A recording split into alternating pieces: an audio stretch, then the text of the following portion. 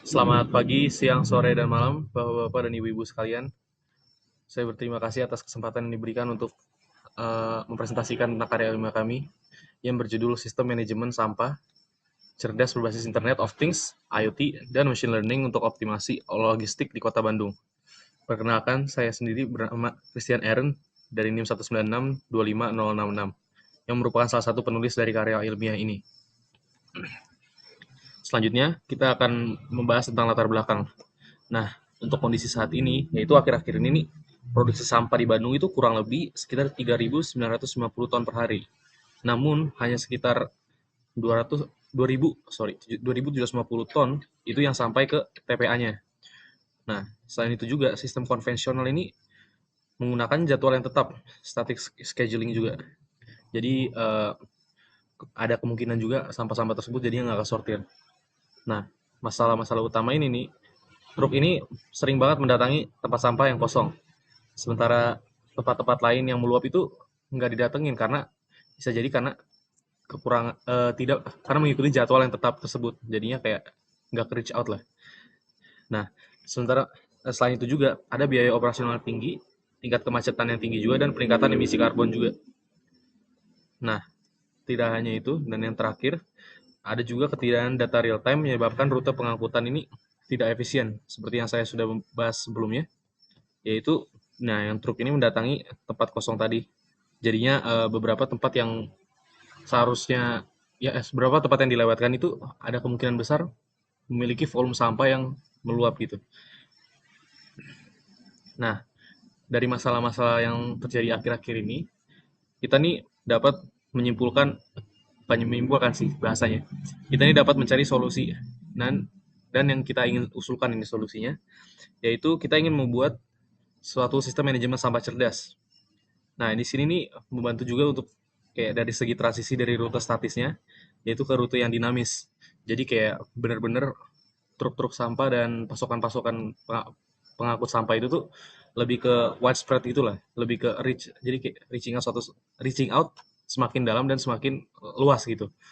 Nah, selain itu juga dengan adanya sistem manajemen sampah cerdas ini, kami mensupport tujuan utama ini dengan integrasi teknologinya, yaitu menggunakan Internet of Things, yaitu dengan memanfaatkan pemantauan real time volume sampahnya yang lalu pemantauan itu tuh akan dijadikan suatu pembelajaran bagi mesinnya, yaitu yang sering disebut orang-orang sebagai machine learning untuk memprediksi pola timbunan sampah dan optimasi rute ke depannya. Nah, dari solusi yang kami usulkan ini tujuannya itu sebenarnya untuk tujuan sebenarnya itu untuk mengurangi biaya operasional, lalu menekankan jejak karbon dan juga meningkatkan efektivitas layanan pemungutan sampah ini. Nah, selanjutnya kita akan membahas di arsitektur teknis IoT-nya. Pada hardware-nya ini, pada hardware IoT-nya ini akan memiliki tiga komponen utama, yaitu yang pertama sensor. Nah, sensor ini nih sensor ultrasonik yang tahan air, yang berfungsi untuk mengukur ketinggian sampah. Lalu selanjutnya adalah microcontroller. Nah, microcontroller ini berfungsi sebagai alat yang digunakan untuk memproses data sensor sebelum nantinya dikirim ke sebelum nantinya dikirim data tersebut untuk dipelajari oleh machine learning-nya, semacam itu. Lalu ada juga hardware GPS, yaitu berfungsi untuk melacak posisi armada truknya sehingga lebih terpantau lah arah dan rute-rute dari truk-truk tersebut. Nah, dari segi software sendiri ada yang namanya Thingsboard. Di sini nih platform Thingsboard ini berfungsi untuk memvisualisasi data volume sampah pada suatu entah daerah atau lingkungan di sekitar itulah. Nah, eh, selanjutnya kita akan membahas tentang peran machine learning dan optimasi logistik. Fungsi dari machine learning sendiri ini yang kami dapat tentukan ini, yang dapat kami simpulkan dan dapat kami ketahui ini ada dua, yaitu mempelajari data historis untuk memprediksi kapan tempat sampahnya akan penuh.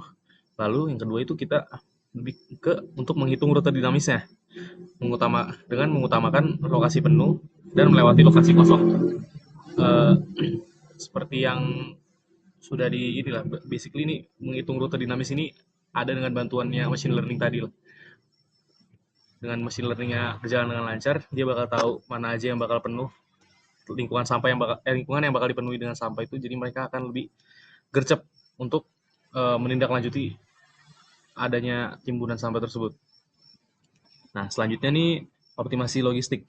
Optimasi logistiknya ini lebih ke mencegah truk berkeliling tanpa arah. Jadi kayak nggak, ya jadi kayak biar langsung to the point aja gitu ke tempat yang emang lagi menimbun sampahnya. Lalu juga penyesuaian jadwal dan jumlah armada berdasarkan data aktual gitu. Ini balik lagi dari machine learning-nya. Jadi dari machine learning tersebut tuh dia dapat data-data tersebut dan dia bakal lebih menyesuaikan dari segi jadwal dan jumlah armada yang dikerahkan oleh ya instansi inilah. Nah, selanjutnya ini mekanisme kerja dari sistem sendiri. Nah, sebenarnya hampir sebagian besar lah sudah saya jelaskan lewat penjelasan-penjelasan kecilnya. Cuma untuk penjelasannya yang lebih lebih mantap dan lebih konkret ini sebenarnya ada di sini nih. Mulai dari yang pertama itu mereka ini mendeteksi terlebih dahulu nih. Kayak sensor membaca sampahnya, bisa tiap 15 menit lah waktunya. Lalu ada transmisinya. Data-data ini tuh dikirim ke microcontroller dari database-nya, dan selanjutnya data-data ini tuh bakal dianalisis menggunakan bakal dianalisis menggunakan algoritma machine learning yang nantinya itu membantu untuk mengolah data dan menentukan rute efisien bagi armada pengangkut sampahnya. Setelah itu ya seperti yang saya bilang, dari analisis ini kita lanjut ke eksekusinya. Langsung di situ kerahkan armada pembersih dan pengangkut sampahnya, dan diakhiri dengan penyelesaiannya, yaitu sensor mendeteksi tong kosong atau udah nggak ada sampah lah istilahnya. Dan di situ siklusnya selesai berakhir. Nah, dari ini juga nih, dari hal yang sudah kami rancang dan pikirkan ini, ada juga dampak, kendala, dan tantangannya. Mulai dari dampak positifnya itu ada efisiensi biaya dan waktu. Jadi kayak mengurangi perjalanan yang sia-sia atau perjalanan yang tanpa tujuan gitu. Selanjutnya, data akurat untuk perencanaan kebijakan kota. Nah, untuk tantangan teknisnya sendiri nih, lingkungan kotor atau lembab itu dapat merusak sensornya. Secara nanti bakal mengurangi keakuratan dari sensor tersebut yang jadinya nanti bakal mengganggu ke eksekusi dari pengiriman armada pengangkut sampahnya. Lalu dia juga kualitas training machine learning-nya juga harus konsisten. Nah, ini nih dalam bentuk konsistennya ini bisa entah kita update terus dari segi dari segi training machine learning-nya, atau ya kita harus pantau terus lah. Dan untuk hambatan strukturalnya yang terakhir ini, kapasitas dari TPA Sari Mukti ini yang sudah overload ini akan membatasi pembuangan sampah di bagian akhir lah. Dan yang terakhir, simpulan dan saran untuk penelitian karya ilmiah kita ini, simpulannya ini solusi IoT dan machine learning ini mampu membuat inefisiensi jadwal statis menjadi sistem yang lebih dinamis, lebih hemat biaya, dan juga lebih ramah lingkungan. Nah, untuk saran implementasi sendiri nih, dari segi teknisnya, kita nih perlu menggunakan perangkat IoT perangkat IoT yang memiliki standar industri, dan juga harus melakukan kalibrasi yang rutin supaya datanya tetap akurat. Dan dari segi struktural ini, pemerintah ini perlu menggalakkan 3R atau yang lebih sering dikenal dengan reuse, recycle, untuk mengurangi beban dari TPA-TPA yang ada di sekitaran Bandung. Sekian, terima kasih.